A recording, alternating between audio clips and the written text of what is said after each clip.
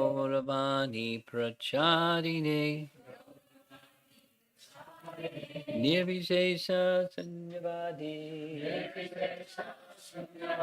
Paschatya Satarine Jaya Sri Krishna Chaitanya Prabhu Nityananda Advaita Gadadhar Shivasadi Gaura Bhakta Vrinda. Together. Hare Krishna, Krishna Krishna, Hare Hare, Hare Rama, Rama Rama, Hare. Well, we're going to move quickly. Instead of just covering one verse, we're going to cover two. Now, some of you were with us yesterday. Of those of you that were with us yesterday, what did we discuss yesterday? No, I know the text number. And what was the subject of text 42? One, raise your hand so I can don't hear everybody's voice at once. Someone? Yes? No, you're just, okay, scratching. Yes.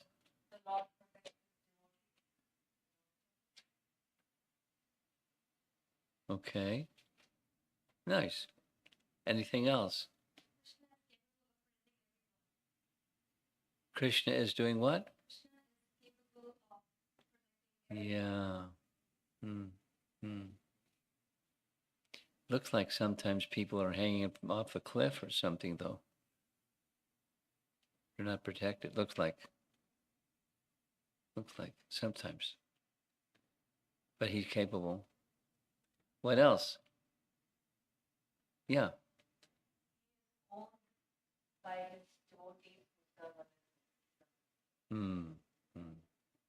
Okay. Okay, so here's the topic.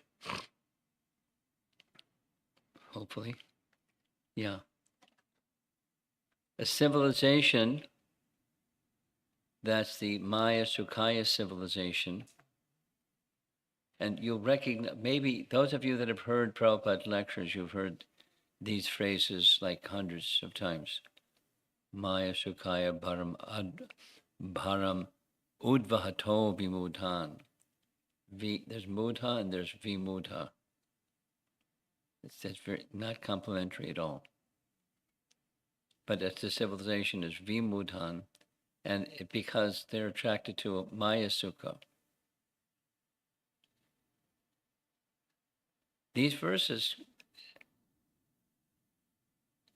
those that experienced or are accustomed to hearing Srila Prabhupada lectures or reading Srila Prabhupada lectures, these verses of Prahlada, he refers to again and again. And because of that misfortunate situation, Prahlada feels very compassionate towards them.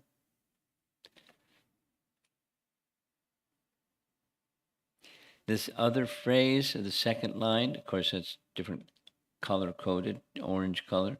Twadvirya Gayana Mahamamrita Magna Chitta. And you would say it, and then say it again, and then say it again, and then explain it. Vimukha Chetasa. Shochetato Vimukha Chetasa. Of course, if you're not used to hearing Prabhupada's lectures, then it doesn't have the same frequency, that it doesn't resonate in the same way. But those of us that are used to hearing Maya Sukhaya Bharamhodra To Vimudhan. Translation. Oh, best of the great personalities, I'm not at all afraid of material existence, for wherever I stay, I am fully absorbed in thoughts of your glories and activities. So what is an example of? There's 9 processes of bhakti. This is one of the 9 processes of bhakti. Which one is it? Vishnu Smaranam. Vishnu Smaranam. So he's not concerned about material existence. Now, in previous verses, he does express, I'm not afraid of your gnashing teeth and your roaring and your blood-soaked mane and your wedge-shaped ears, and I'm not afraid of those things. I'm afraid of materialistic association, because materialistic association means developing material affinity. So he does and he doesn't. Material existence itself, material affinity is different than material existence itself. So his concern, my concern, is only for the fools and rascals who are making elaborate plans for material happiness and maintaining their families, societies, and countries. I am simply concerned with love for them. So money plus money equals happiness, right? And there's the happiness stuff.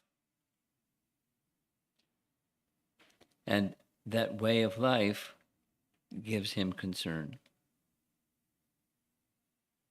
Compassion. Vaishnav compassion. We heard about his humility. Now we're hearing about his compassion. So this is material entanglement, entangled in the complexities of material existence because of so much absorption in affinity for becoming an enjoyer in matter. One becomes very entangled, and how to find one's way makes him very sad and concerned. And the position of one who doesn't take shelter is they're caught up in the modes of material nature, thinking otherwise, thinking freedom. I can choose my own way and so forth and so on, but tightly bound by the modes of nature and by karma and their desires. So Prabhupada writes this in the purport. Throughout the entire world, everyone is making big plans to adjust the miseries of the material world. And this is true at present, in the past, and in the future. Nonetheless, although they make elaborate political, social, and cultural plans, they have all been described herein as vimudha, fools.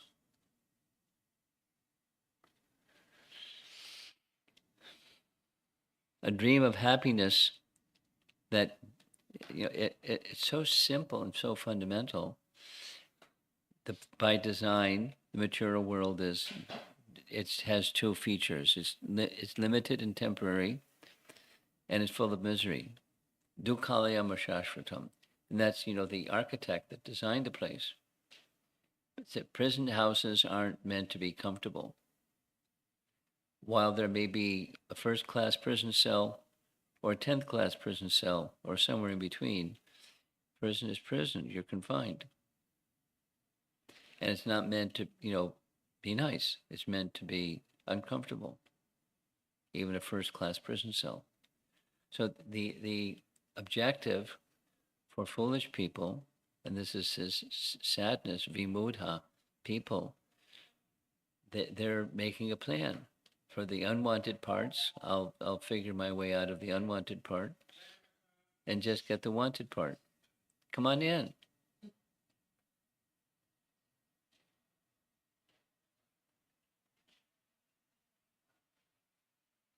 So it's a Maya Sukhaya civilization. So here's the phrase again, Maya Sukha. And it's adjusting the miseries. The happiness is adjusting the misery. One of the ways that Prabhupada is described is supposing someone is carrying a big weight on their shoulder. So they can shift it from this shoulder to that shoulder. but they're carrying the big weight unnecessarily, the burden of material existence. And with that material existence comes material misery. It's just part of the landscape. And happiness isn't just adjusting. That's Maya Sukha or Maya Sukhaya. Striving to make this unnatural habitat our permanent home. Forgetting one's real self and finding comfort in this world is the most dangerous way of life. This is Prabhupada's way of, it's not like scare tactic, it's just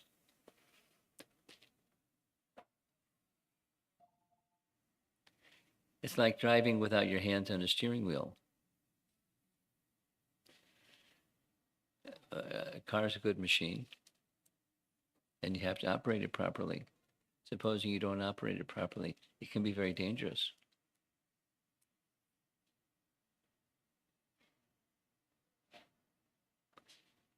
Dukkalayam Shashvatam, mentioned in the purport.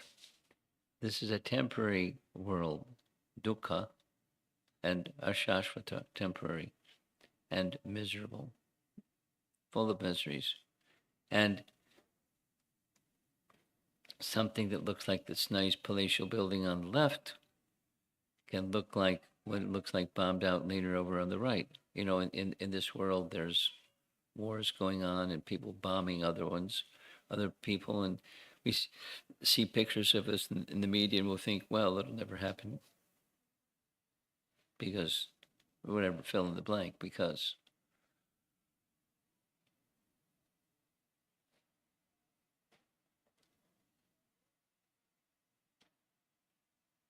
Now, another one of the phrases that's in this verse that Prabhupada referred to again and again, Twadvirya Ganaya Mahamamrita Magna Chittaha. Mahamamrita Magna Chittaha. Wherever I stay, I am fully absorbed in thoughts of your glories and activities. Mahima, Amrita, Magna Chitta.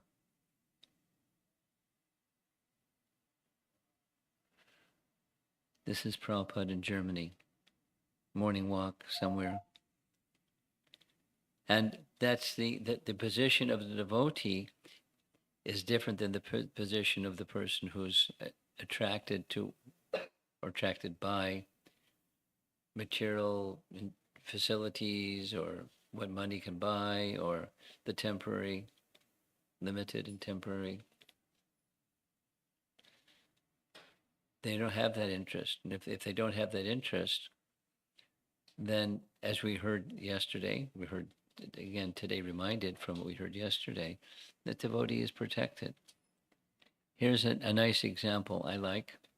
You've seen this painting before.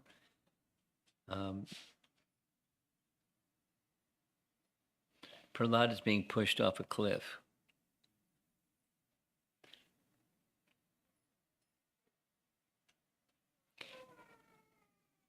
Now, there's some places in India they say it happened here. And other places in India say, no, it happened over here.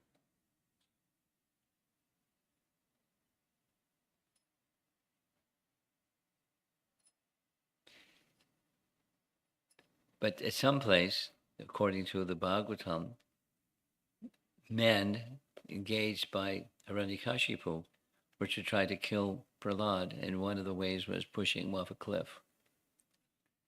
And the description the Prabhupada gives, and or our acharyas give, is Lord Vishnu didn't show himself until the very end, meaning he was a free fall.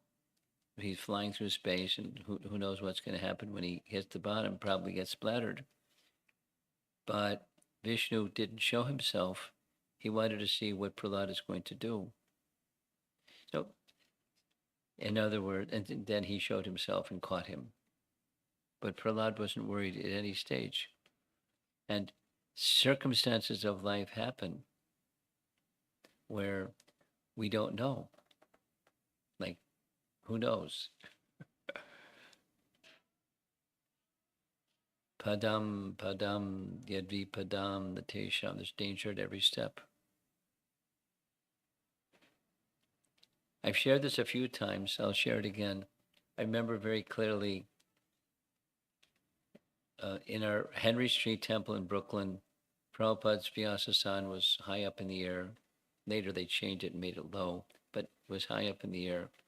And he was sitting on his Vyasasan speaking something about Prahlad Maharaj, as I recall, Bhagavatam class one morning in Brooklyn. And Prabhupada was explaining that sometimes Krishna will, we may say to Krishna, "My dear Lord Krishna, I am yours. Please accept me." And Krishna may say, "Oh, are you sure you want me? What about a little sense gratification, And then with that voice inflection at the end, And then Prabhupada turned his head away and said, "No, I only want you." And then Krishna may say, maybe they really want me. What about a little difficulty, Then the devotee says to Krishna, you can do with me whatever you like. I am your servant. So Krishna then says, oh, maybe they really do want me. Then I'll give myself to them. It was very sweet, very memorable exchange. And, it may not be so straightforward like that little exchange, but circumstances of life may sometimes resemble that. And one of the ways, it's not only one thing that Krishna is doing, but one of the ways to view what was going on is Krishna wants to see what's our real place of real shelter. And the hardship or the sense gratification, either end of the spectrum, if one isn't attracted to the shelter of Krishna, the one may be lured this way or repulsed that way. Sankalpa, vikalpa, accepting and rejecting. And wanting something. Or running away from another something. But that's not Prahlad's position. Prahlad's position, once again, is this position of Vishnu Smarana. He's absorbed in remembrance of Krishna regardless of the circumstance. That's Prahlad. And that's the way of devotional service. Here's a way to end this little verse 43. The material miseries of the living entity can be directly mitigated by the linking process of devotional service. We often use the adjective bhakta when speaking about Prahlad, bhakta Prahlad, because he's a pure devotee, and he says about himself that Lord Vishnu sent him to teach the ways of pure devotional service, and that he does from the very beginning. and here's some examples of ways in which he exhibited the characteristic of a pure devotee, regardless of some difficulty. And this particular verse and the next verse also, his concern is not for himself. His concern is with compassion for those that are chasing after material enjoyment and expecting happiness and getting a punch in the nose instead. It makes him very unhappy to see that. And it's everywhere. It's not, as Prabhupada said, it's not just some storybook long time in the past it was like that. It's still like that.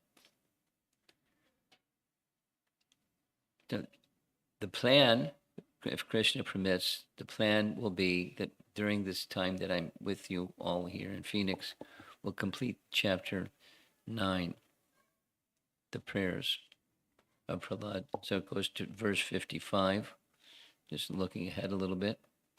And this is for 43, 44, on a similar theme. Towards the end of the chapter, he's going to be asked by Lord Nrsingadev to take some benediction from him, and he doesn't want. He doesn't want. He wants devotional service, and he wants the association of devotees, but he doesn't want something material. The relationship, he says, the relationship between himself and Lord Vishnu, or Lord Nrsingadev, is you're the master, and I'm the servant, and there's nothing else between us. It's very nice. Shuddha Bhakti. Anukulyena Krishna Anushilanam. Shuddha Bhakti. Abhyavichari Bhakti. So that's Prahlad. So we read about it in Bhagavad Gita, and here we're seeing it in the character and the words and the behavior of Prahlad. So he rejects liberation, but he wants not his own liberation, but he wants the welfare, spiritual welfare of all. So here we go. Here's the verse. Vimuksha eko na. This gets special attention in the purport. My dear Lord Nrsingadev, I see that there are many saintly persons indeed, but they are interested only in their own deliverance, not caring for the big cities and towns. They go to the Himalayas or the forest to meditate with vows of silence, Monavrata. They are not interested in delivering others. As for me, however, I do not wish to be liberated alone, leaving aside all these poor fools and rascals. Now that's Prabhupada's translation, fools and rascals. He liked that phrase.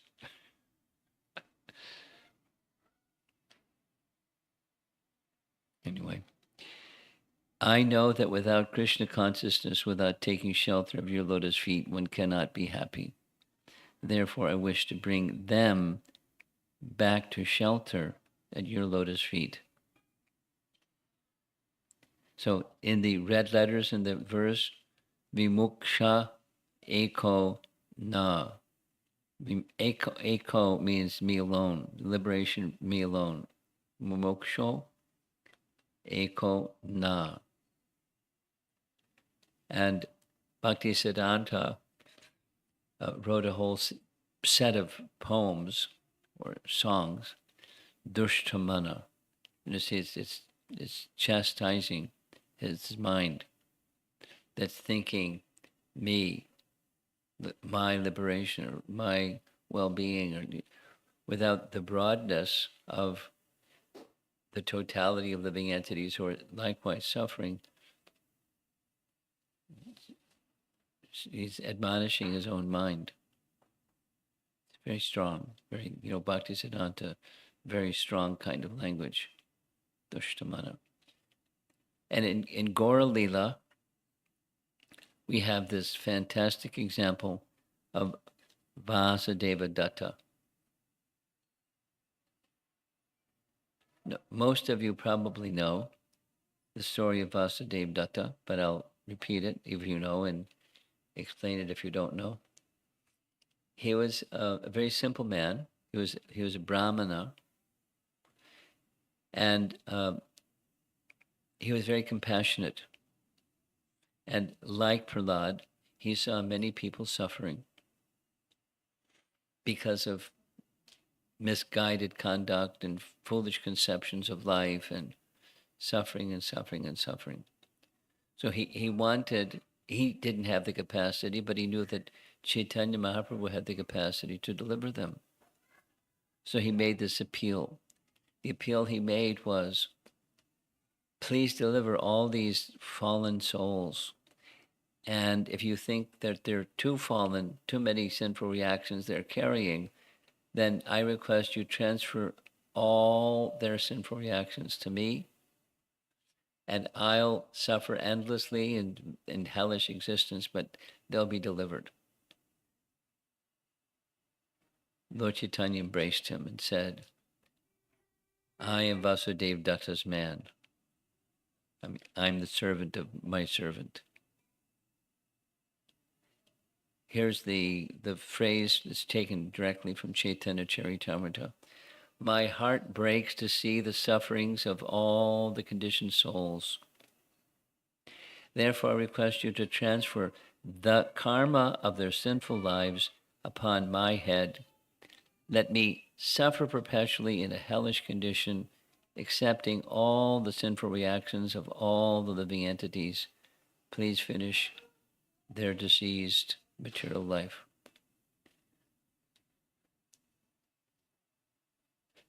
One of Prabhupada's disciples and one of my godbrothers found this passage from Chaitanya Charitamrita so profound, he started praying in this way. His name is Bhakti Tirtha Swami. And he got it.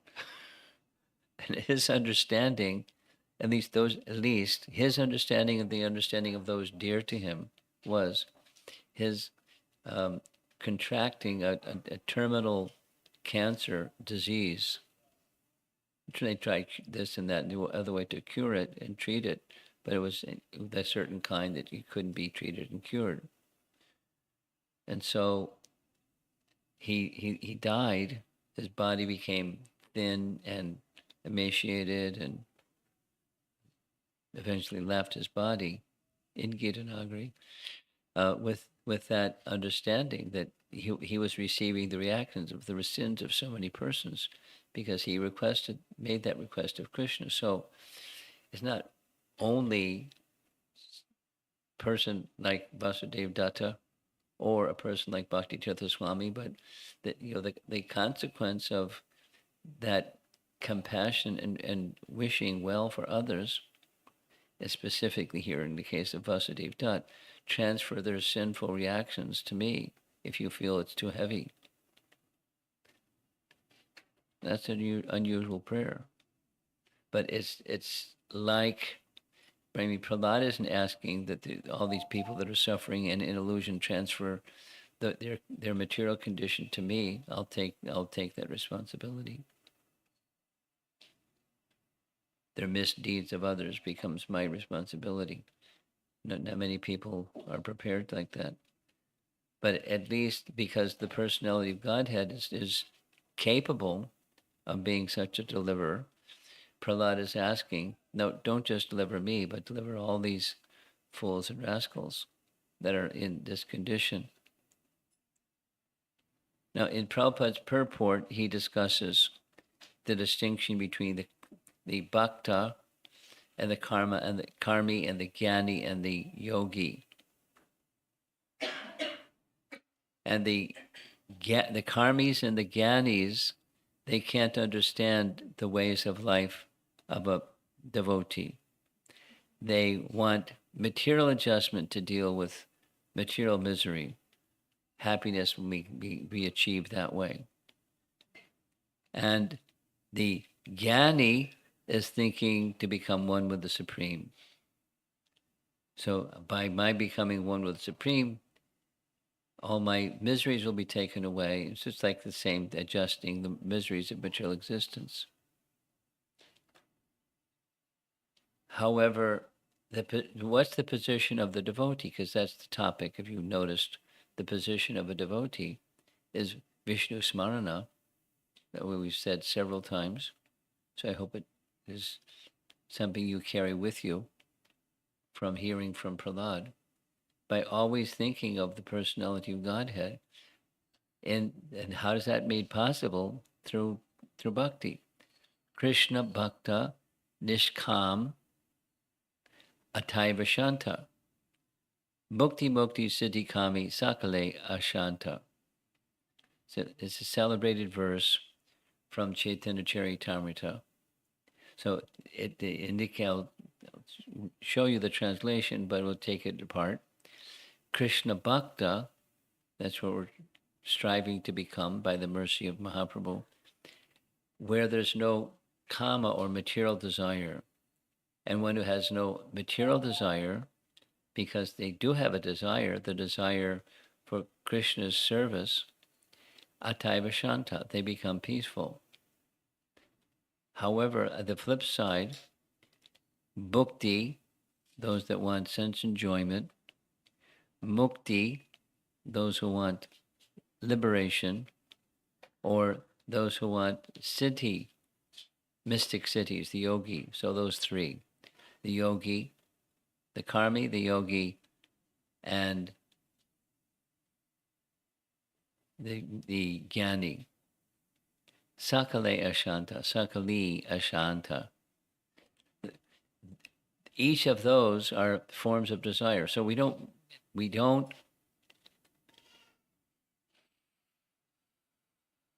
take the position of impersonalism or voidism. Rather, the position of desire is of the soul. But the natural or the healthy or the normal desire of the soul is in relation to the Supreme Soul, that which we are the source of. It's so many ways to say the same thing, but it's so simple. And other than that, it's complicated. Whether it's this, that, or the other, karma, jnana, or yoga. And one is ashanta. Here's the translation from Chaitanya Charitamrita. Because a devotee of Lord Krishna is desireless, he is peaceful. Fruitive workers desire material enjoyment. Jnanis desire liberation. And yogis desire material opulence or siddhis. Therefore, they are all lusty and cannot be peaceful. Sakale ashanta. In his purport, Prabhupada writes, the devotee has no such interest. He is not interested in the so-called meditation in the Himalayas or the forest. Rather, his interest is in the busiest parts of the world, where he teaches people Krishna consciousness. The Krishna consciousness movement was started for this purpose.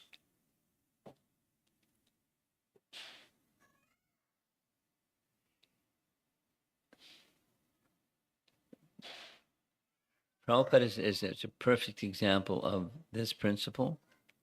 For example, although he wasn't Himalayas or in the forest, he was in Vrindavan, and it was in Vrindavan for a number of years. And he had a really nice little setup in Vrindavan. He had, in the courtyard, many of you have been there, in the courtyard of the Radha Damodar temple, he arranged, there were 2 rooms, and he could just, from his rooms, it's like 100 yards, less than 100 yards, 75 yards to the main altar, the Radha Damodar temple. Beautiful deities, very merciful deities. And there he was with a long-term, for life kind of a lease from the head person in charge. And he left that. He left not the forest or the Himalayas, but he left a place of meditation, of tranquility and peaceful situation, to get on a boat. And when he you all know this, when he came to America, he had 14 rupees. And you can't even exchange rupees at that time. You couldn't. It was worthless. It's like having nothing.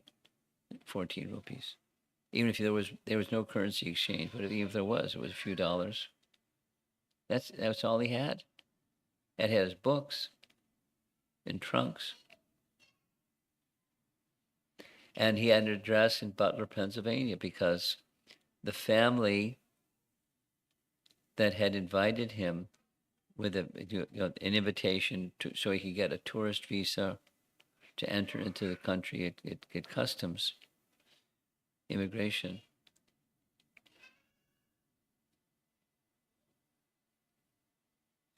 At Butler, Pennsylvania. A nice mother, father, and their little son, Bridge. And that's where he went by bus, Port Authority in New York City. It's not a nice place. Anyway, and so he stayed there for a little while, but that's not why he came to America. It wasn't to go visit people in Butler, Pennsylvania. He came back to New York City and stayed for quite some time, and he didn't have a place to stay. When you go to New York City, you don't have a place to stay. Where do you end up? He didn't have any friends. He didn't. It's like, wow. But somehow, and arrangements were made, and he had a little place to stay. One of the places he stayed was Dr. Mishra's office. Dr. Mishra was a impersonalist yogi who had an ashram in upstate New York, upstate, not just outside the city. So he had people that he exchanged with in the city, that he took them to his ashram on occasion. So he had a house, he had an apartment, but he also had a little office. A little office, no bathroom, no kitchen, no nothing, just an office. And that's where Prabhupada stayed for quite some time. And when he had to cook or had to use the toilet, he had to go outside in the winter, go down the street a little bit to Dr. Mishra's apartment, and he used his shower and took his bath and serviced his body and did some cooking, and he cooked for Dr. Mishra. I mean, humble beginnings to the max, and with no income, and he risk his life and so forth and so on. But for why? What was it's this position of taking the order of a spiritual master, which was the same as all of this description. Prahlad Maharaj, the people should be saved. And he knew he was like a medical doctor with a little black bag, and saw many ill people to the left and to the right, and had to do something with his little black bag, his medical bag, administer the medicine for people that were more or less crazy or ill, at least, so put it simpler, milder. Here's Srila Prabhupada in a letter to Brahmananda, 1968, very early. Anyway, I am not after respectful compliments by the public, but I'm concerned more about my disciples. I want to see them quite able to preach the sublime doctrine of Krishna consciousness, and therefore I wish to stay. Otherwise, I'm not attached for any place, either heaven or hell. So Brahmananda was one of the early devotees in New York City. A very strong person, physically, very large-bodied person, and he was, by personality, he was also very powerful. So he became a natural leader in the early days in the Hare Krishna movement in New York City. So Brahmananda, would make various arrangements for Prabhupada, whatever he needed. Anyway, there's many. There's one I'm aware of. Although he was in New York City, and the ISKCON press was in Boston, even in New York City, he had arrangements to take care of publication of Prabhupada's books. The there was no BBT in those days. It was just ISKCON Press, and ISKCON Press was in Boston, and he's in New York, but he had interest in serving Prabhupada. So he contacted Guru Das and asked Guru Das to make a formal portrait that could go in the front portion of all of Prabhupada's publications. That depict him with his books next to him and looking, serene and wise. And it was Brahmananda. He did lots and lots and lots and lots of service. So in one, I don't know what Brahmananda's letter was to Prabhupada, but to Prabhupada's reply, I'm not interested in heaven or hell. I'm not interested in any material circumstance for myself. I'm interested that my students, my concern, similar to Prahlada, is for the people that are suffering, and my students, if they can receive this message nicely and deliver the message nicely, then the suffering in the world can be diminished. So please understand how that applies to each one of us, or collectively to us collectively. We're not rescuing the world, but there are persons in this city or nearby places that we can impact in a beneficial way. And how to do that? By descending mercy. And that's Prabhupada's concern. So one of the platforms in the very, very beginning of the Hare Krishna movement, 26 Second Avenue, Prabhupada, there was an attorney that Prabhupada consulted and asked an attorney could he help him file for a not-for-profit status for ISKCON in the state of New York. And so he did. And one of the rules of establishing a not-for-profit organization is you make a statement of purpose, because they have to look at your purposes, and do these purposes match the not-for-profit status in the state of New York? So he went through the exercise, something he had already done in India, the League of Devotees, and established, a statement of purpose. ISKCON. And for in the ISKCON Corporation, this is one of his purposes. He was, in New York City just getting started, but he had a vision that was bigger than just New York City getting started. To bring the members closer together for the purpose of teaching a simpler and more natural way of life. Now that's broad, and how Prabhupada applied that is, in part, is shown in this photograph. It's Gita Nagari, and in farm communities, there was a certain point in time when Prabhupada encouraged in that way. The temples that are well established, they should,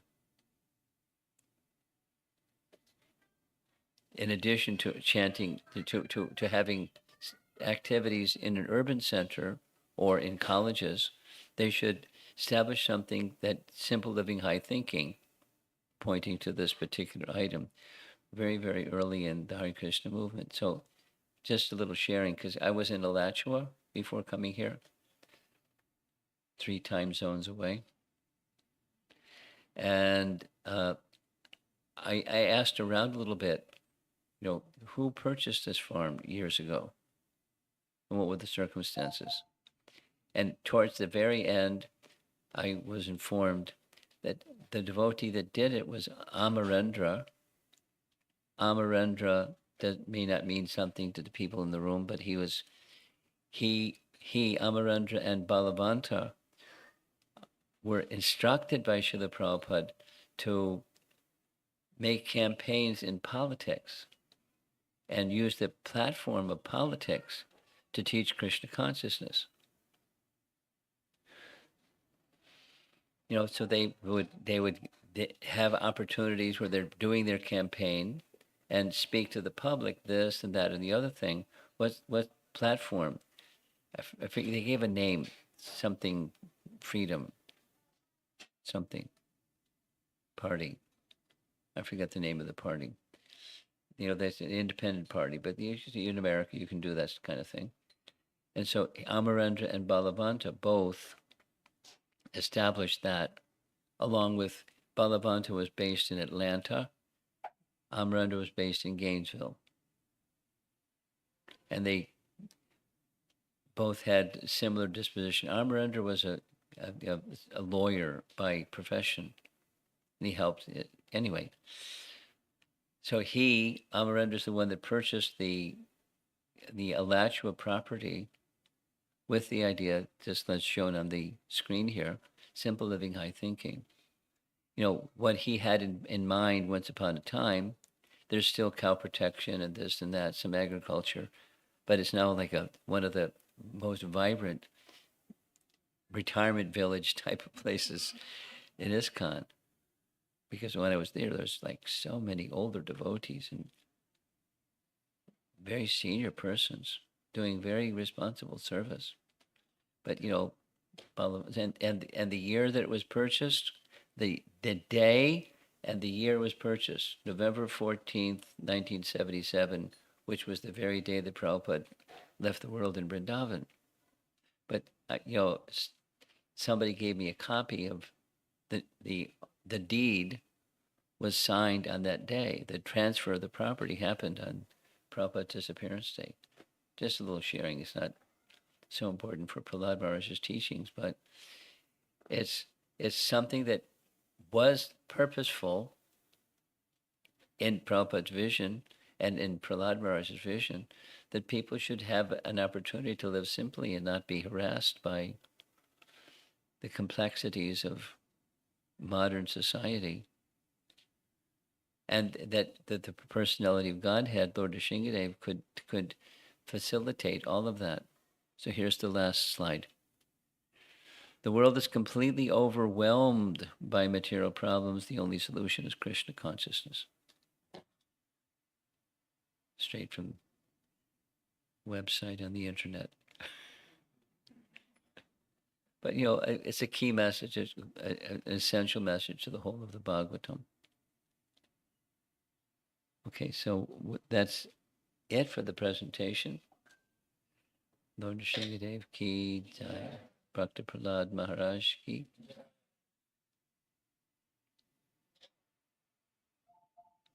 Any discussion?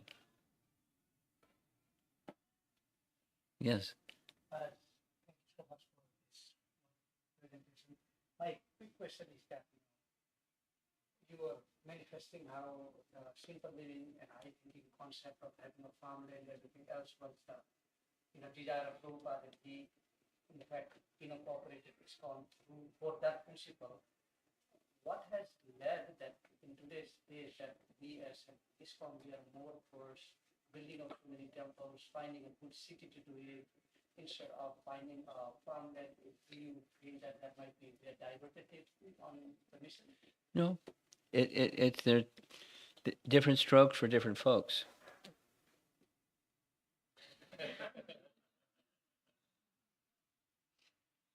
Some people like this and some people like that. Simple. Our farm communities aren't so populated. And urban communities are more populated. Why? Because the lifestyle that people have, without elaborating, there's a propensity for this as opposed to that. But both have their place. So it's not a distraction. It's just there's diversity. There's the statement of purpose was 10, not just one. So how to deal with the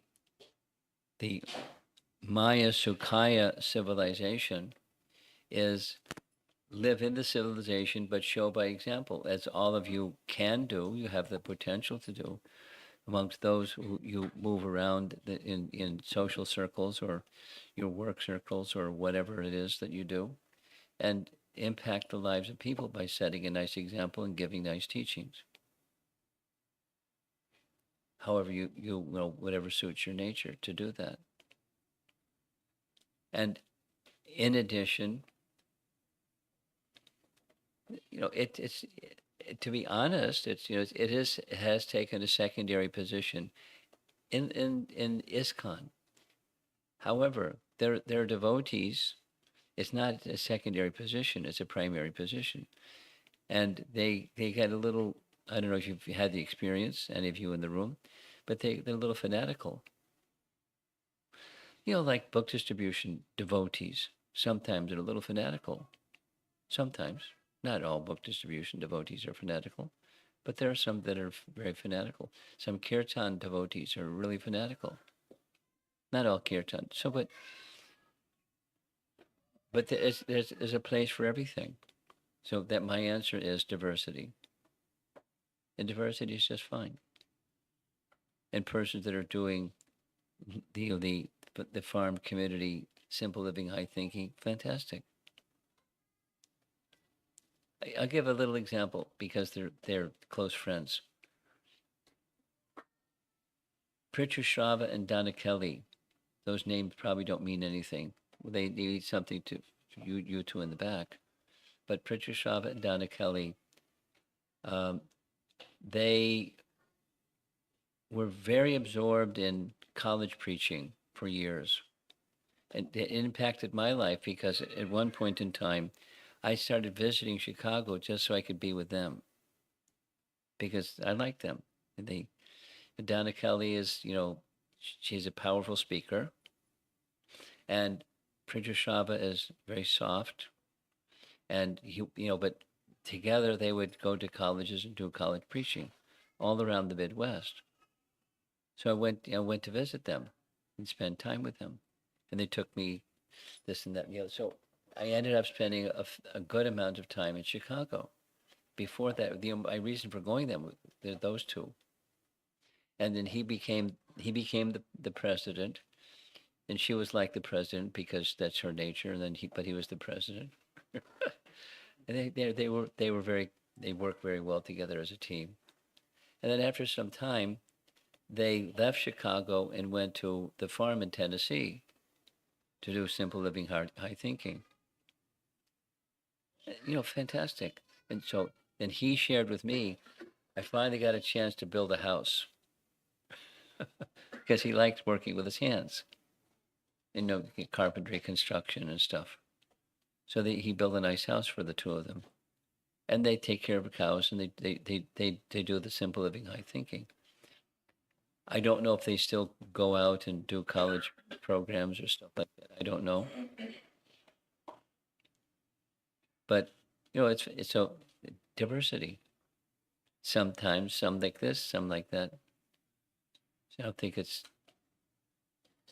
the building of temples is a distraction from the mission, or starting farms is a distraction from the mission of spreading Krishna consciousness. It's just diversity, and they're all important.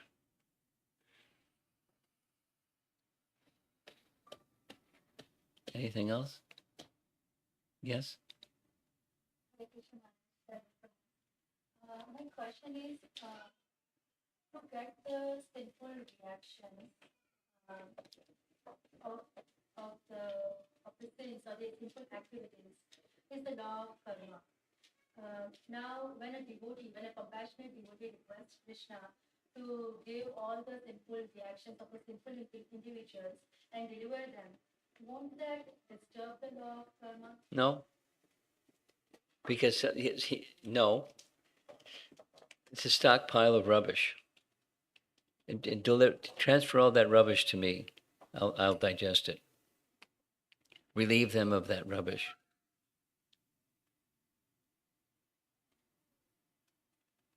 And then they can be free and not have to suffer their karma. He's raising his hand and volunteering. I'll be the guinea pig, and I'll take that diseased condition of life. And if you think it's too much, I'll take it all. That's all. It's not disturbing the love karma. It's compassion.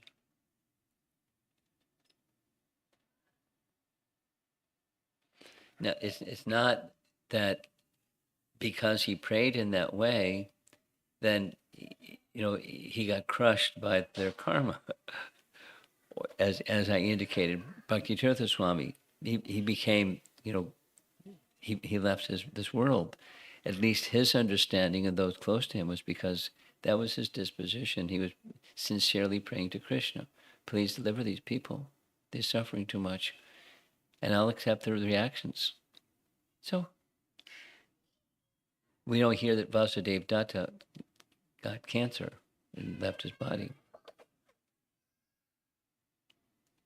Rather, Mahaprabhu embraced him. I am Vasudeva Dutt's man. He can do with me whatever he likes. That kind of a mood. So, light diminishes darkness. So, what happens to the darkness? What happens to the karma of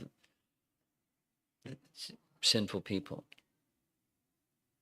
It can be diminished by light or by transcendence, by goodness and by transcendence. It's a shift. It may take some time for such a shift to occur, but it doesn't go against the law of karma.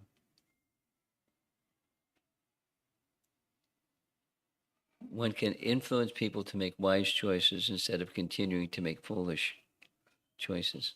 Yes? Yes. Maharaj, about Nishkam Karma, it seems so impossible to get to that stage, because even if you tell yourself all the right things to think, instinctively it seems so difficult to fight against asking. Or like if you inspect your heart, you see that like it really is blessing. Even if you understand everything else about philosophy, there. I guess I don't know if that's missing something, because it's just maturity, or. Yes. I'll respond this way. Bhakti has the power, not you, but Bhakti has the power. And Bhakti power comes from the Krishna. Bhakti Devi moves according to Krishna's indication. Go here, go there. In the last 5 chapters of the 7th canto, if you want to read about it, you can go there, or some point you study Bhakti by Bab and you'll learn it that way or somehow. The last 5 chapters are dealing with the Varnashram system. That's the overall title of that 5 chapters. And it's a continuation, as the whole of the 7th canto is a dialogue between Yudhisthira and Narada. Yudhisthira is the one asking, Narada is the one giving answers. So the beginning of that last 5 chapters, so that's chapter number 12, chapter number 11, excuse me. Chapter number 11, Yudhisthira says, fantastic, you gave all this wonderful description of Prahlada. Now, supposing one isn't there, which is, going in the direction of your question. Supposing one isn't there, and how, is it possible to get there? And then the answer is there's 3. By bhakti is possible. There's Shuddha Bhakti, that's Prahlada. There's Jnana Mishra Bhakti and Karma Mishra Bhakti. In Karma Mishra Bhakti, specific to Nishkam Karma Yoga, is the objective or the attainment, the final, the top of that mountain is the mountain of Karma Yoga. Karma Yoga that's mixed with Bhakti, at the top of the mountain is Nishkam Karma Yoga. But because the principle of Karma Yoga, aside from Bhakti, the principle is prescribe duty and offer the result to Krishna. Don't be attached to the result. Don't perform your duty to get a result and be the enjoyer of that result. Perform your prescribed duty because it's duty, and what happens to the result? You offer the result to Krishna, to the Supreme, to Vishnu, Yogavai Vishnu. And the culmination, Nishkam Karma Yoga. It's a spiritual attainment. So back to your question. It's a spiritual attainment that takes some perseverance and application of principle, performance of prescribed duty, and offering the fruit of that duty, to not just wealth, but everything, recognition, fame, distinction. It's the whole package goes to Vishnu, Yogavai Vishnu. Nishkam Karma Yoga. Bhakti that's mixed with karma. And then bhakti can give that and, plus, because the plus is love of God. But bhakti is, just say it again slowly, bhakti is the principle that delivers one to the position of Nishkam Karma Yoga.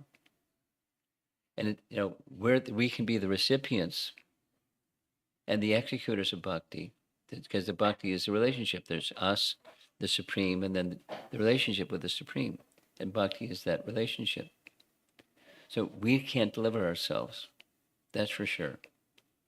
But bhakti can deliver us. But as you suggested, by perseverance. And there's three things. Every day, over a prolonged period of time. This is Patanjali Yoga, with faith that it's going to get you to where you want to go. They have their Sanskrit terms for each of these in Patanjali's system. We have our language in our system. But Shraddha, faith. Faith in what? Faith in the goal, attaining, using the phrase Prabhupada uses often, the perfection of life. Now, go back to your question. Is the perfection of life possible? That's your question. And the answer is yes. By perseverance, yes. The one who strives by right means is guaranteed of success, Krishna says in Bhagavad Gita. So you have the right means. Then why do you get the right means?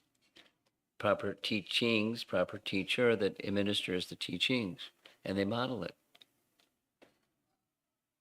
And with faith, you pursue the teachings under the guidance of teacher, and that's the right means. And little by little, not only the application continues over time, but the faith in that attainment is, at least potentially, can grow. So you're thinking from this position, gosh, it's too far away. And then supposing there's you or another person continues for another period of time, 5 years, some period of time, and with a kind of fastidiousness, that not with waning enthusiasm, but with all the right ingredients, including utsahan. And then, lo and behold, there's cleansing that occurs, and one sense of getting closer to the goal and getting freed from the stuff, the contaminations, the anarthas, the unwanted diversions and distractions. Then you find some other ones that are more subtle, and all that's part of the process of purification.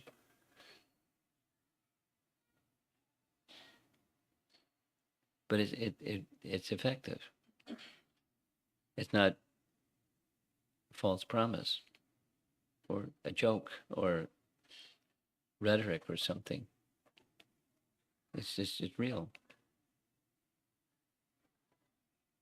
And seeing something that helps restore or renew one's conviction that it's possible, is seeing others moving along.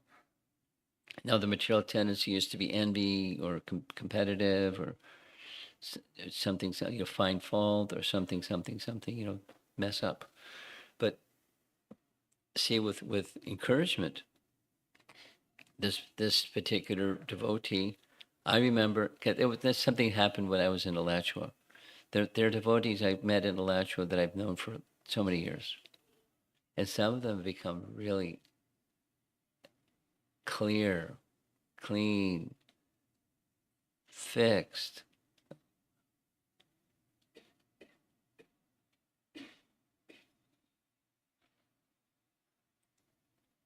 And very, at the same time, very humble. So it's attainable. I mean, a little sharing. One God brother, Prabhupada disciple, was sharing confidentially with me that his chanting has gotten to the point where he not only really enjoys chanting, but he has some sense from his chanting of his spiritual form. I did probe. Oh, tell me all about it. But it's attainable. In our modern time, but it takes perseverance, as you use the word, and that the unwanted can become left behind, and instead of the unwanted is the wanted. I'm spending some time with this because it's my sense is it's common to feel, gosh, then one may become complacent and just kind of hang on and not really apply myself as I could or should or would or used to or something. Because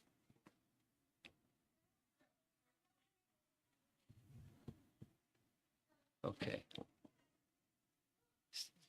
You have something? When day before yesterday, you were talking about the previous life of Prahlada Maharaj, and it was really encouraging. Like he did just accidentally one Yeah, the Shringa Chaturdasi Vrata. but at the same time, like we learn that at the time of death, whatever we are desiring or remembering, accordingly we will get the body. So was that single fast enough? Like he was able to remember the Lord at the time of death. Your question seems a little obviously no, because he had to ask. And Nrsingadev told him, this is how you became, this is what your situation was in your previous life. Now that's with the understanding, because we discussed this, there are different days of Brahma, there are different Prahlads, and there are different circumstances. But what, at least that description, Brahma Vaivarta Purana, the description in Brahma Vaivarta Purana is that one. And he didn't know, he didn't have remembrance. And he asked, how did it happen? And then he received this explanation. No, there may be remembrance, there may not be remembrance. In this particular case, there wasn't. Does that answer your question? My question was that due to this one fast, he was able to remember Krishna at the time of death so that he can get his body. No, he wasn't able to remember Krishna at the time of death. It doesn't say that. Lord Nrsingadev said, because of this merit that you earned, it entitled you to become who you are today.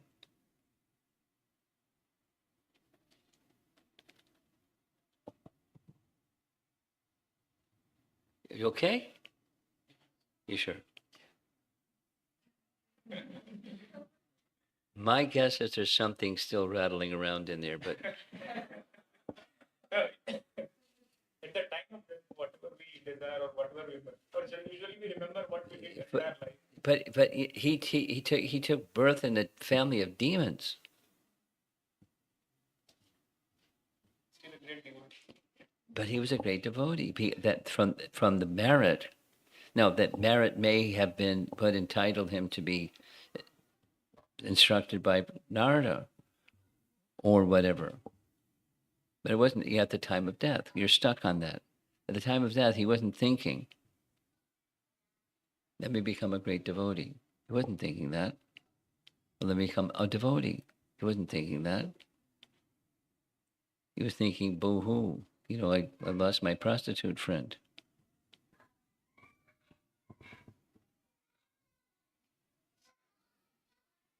At the time of death. But merit. So he became what he became, the son of a demon. Okay? Yes. Maharaj, my question is continuation to what Mataji asked. I want to know, as Grahastha, as we have a significant part of our life is devoted in some kind of earning livelihood. Yes, of course. Jobs, business, whatever. So, what qualifies as over endeavoring? For example, I'm in a job. If I do my job reasonably well, then should I leave everything to Krishna, or should I still try to advance in my job or in my business? Well, there are rules of thumb that apply depending upon who you are and your consciousness. So, where the line is, that's the question. When is it over an endeavor, and when is it okay? And then there's the line, and then it's over endeavor. So, I'm familiar with this question.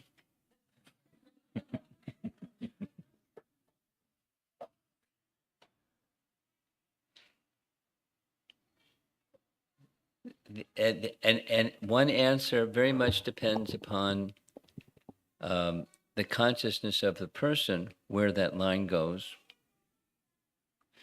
And supposing someone has like a very, that's two varies, maybe three very strong desire to have an opulent life. There's never enough. It always more, please. It's just, I'm not saying you, just like there are individuals that have a propensity like that. And such persons may commonly do have to work that out. And then part of that working that out is they have to experience some suffering. The endeavor, and then the misfortune that comes as a result of that, that dealing with materialistic persons more than necessary. So, and I've been hearing a series of lectures where Prabhupada is speaking on Canto 5, Chapter 5, verse number 1, 2, and 3. Check them out. It's Rishabh Dev speaking to his sons about, my dear boys, please don't become materialists. Please search for the Mahat Sevam Dwar Mahor Vimuktes. Don't become like dogs and hogs. Anyway, so in those classes, there's lots of classes on those three verses. Prabhupada speaks on exactly this point, and his explanation is, as guidance is, you do without the purpose of material advancement, but you do because it's of necessity. It's a responsibility that you have to maintain as the father and husband. You maintain the family. That's expected. It's culturally the norm. But then comes the question: how much is the endeavor sufficient? And so, two things: be content with whatever Krishna supplies. You make some endeavor, but not excessive. So that's, where does the line go? What's okay? What's excessive? Without, so you're not compromising your sadhana. You're not compromising your values. You're not compromising the welfare of family members, because family members don't just need money, they need you. and they need affection. And, sometimes people neglect that feature, but not too much of that, and so have the proper proportion of time and energy. But so his main point was where you're not compromising your spiritual practices and spiritual values. And one of the measures of where the line goes is that doesn't slacken, but it increases over time.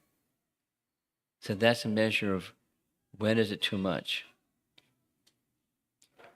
Your spiritual urge doesn't diminish, but it increases. It maintains, it practices, and the this is and the that's. The inspiration to be charitable, because that's part of a grahastha's duty. And so that doesn't diminish, and I'm not counting my shillings. I'm being charitable because to my capacity, with the understanding that that's putting investment in my spiritual bank account. It may not be putting money in my career bank account, but my spiritual bank account. And so that's where the line goes. When that gets compromised, that's too much. And if one makes the mistake in going into the too much zone, you suffer. That's naturally.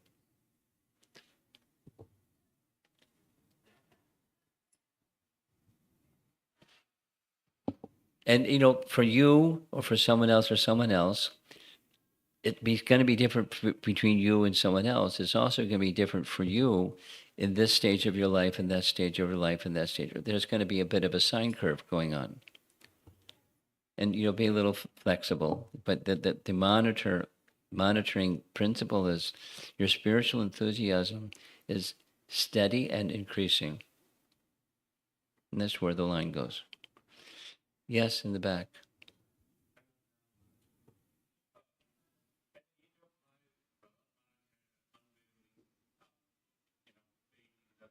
Hmm. Yes. For me, Lord, that's my everyday. And still, when even a little thing of materialistic nature sort of puts a dent in that way, and in that faith, and sort of puts a doubt in the mind whether Lord will come and save in this situation. All the situations are not. How do we get such an unwavering faith? How do we develop?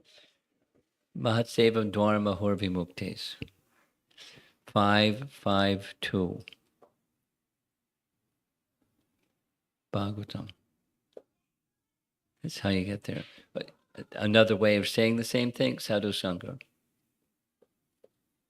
Adar shraddha, but not strong, not sufficiently strong. Some shraddha, but not. How do I get there? To how to go beyond, a little bit preliminary. Sadhu sangha. And then with sadhu sangha, what do I do? Bhajana kriya.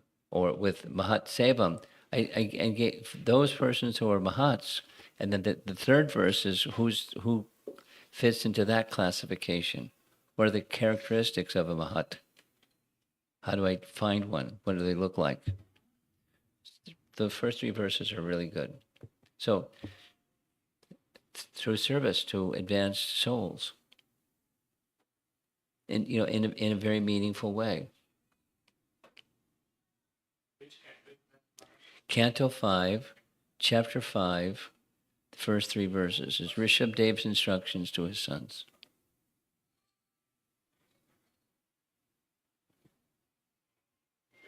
Yes. Yes. You saw today how Prahlada was tested by Krishna or Vishnu. He didn't appear until. Yes. Yeah. And I was thinking even about Srila Prabhupada, how he had so much difficulty. And finally Krishna helped him, he gave him so much. I was thinking from a spirituality practicing perspective, it's very challenging for me to manage material life, spiritual life, manage chanting attentively. So should we also look at, is it even appropriate to look at it that way? Look at what? look at this challenging situation related chanting, is it often appropriate to look at it that way, that Krishna is testing, is asking this question, are you sure? Krishna, yes, testing, a little softer word is he's examining. So another way of saying examining or testing, it's a relationship. What's forgotten is similar to his question about where you draw the line. There's a relationship with the personality of Godhead that's forgotten. And we're embarking on a journey of restoring it. And so it's testing, yes, examining, yes, but it's a relationship. And when the relationship, just like you and your children, are you going to be there? When I need you, are you going to be there? So they're testing you. But when this relationship with between us and Krishna, similarly, he's testing us, but we're testing him. And this mature stage of that back and forth is one feels very secure. And we're not. We're in the sadhana stage, not in the sadhya stage, not the mature stage. So it's yes, testing, but it's a relationship. I think more. Krishna, you're the ability in man, and it's not that you have an expectation of me as a householder that's beyond my capacity. Not so. But so how can my capacity grow? Which is similar to the prior question. The position of service, and those that have imbibed that mood of Mahat Sevam, they get strength, and their strength grows, and their strength grows. Like this other question, the capacity grows. Spiritual capacity, and then with spiritual capacity, not always, but quite often, it means that on the material side,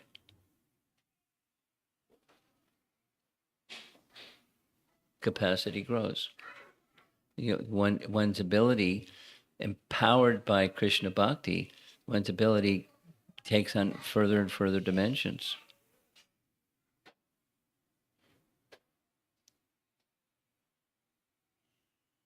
So testing, relationship, strengthening of that relationship. That's our life, our devotional life. Both passages are inspiring in the sense that Krishna did come, did not leave them out. Yeah. Those that have, my experience is, those that have faith in Krishna they're protected, but that protection does not mean they never bruise their toe or have some misfortune in their life. But when the misfortune comes, they understand Krishna is very kind.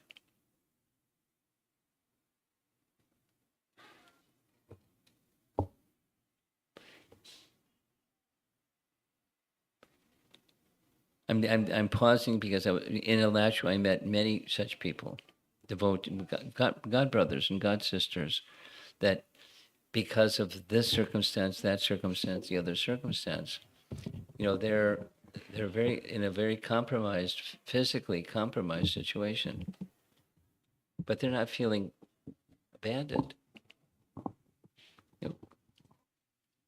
Krishna let me down, or something, or I let Krishna down. It helps. Krishna consciousness secures the relationship, and then it's palpable in all circumstances.